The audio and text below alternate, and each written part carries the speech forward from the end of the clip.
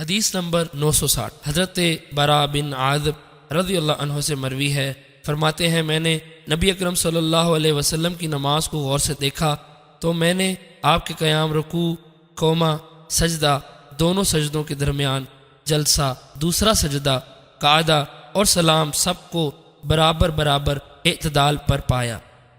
حدیث نمبر 962 ایک اور سند کے ساتھ بھی اس کی مثل مروی ہے، البتہ اس میں ہے کہ جب مطر بن ناجیہ نے کوفہ پر غلبہ پایا تو حضرت ابو عبیدہ کو نماز پڑھانے کا حکم دیا۔ حدیث نمبر 963 حضرت انس رضی اللہ عنہ سے مروی ہے، فرماتے ہیں اس بات کی پرواہ نہیں کرتا کہ تمہیں اس طرح نماز پڑھاؤں جس طرح میں نے نبی اکرم صلی اللہ علیہ وسلم کو دیکھا کہ وہ ہمیں نماز پڑھاتے تھے۔ وہ فرماتے ہیں حضرت انس رضی اللہ عنہ ایسا عمل کرتے کہ میں تمہیں وہ عمل کرتے ہوئے نہیں دیکھتا۔ جب آپ رکوع سے سر اٹھاتے تو سیدھے کھڑے ہو جاتے، حتیٰ کہ کہنے والا کہتا کہ آپ بھول گئے، اور جب سجدے سے سر اٹھاتے تو اس قدر ٹھہرتے کہ کوئی کہنے والا کہتا کہ بھول گئے ہیں۔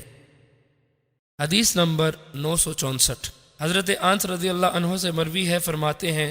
میں نے کسی شخص کے پیچھے نماز نہیں پڑھی جس کی نماز رسول اکرم صلی اللہ علیہ وسلم کی نماز سے زیادہ مختصر ہونے کے باوجود مکمل ہو۔ رسول اکرم صلی اللہ علیہ وآلہ وسلم کی نماز قریب قریب ہوتی، حضرت ابوبکر صدیق رضی اللہ عنہ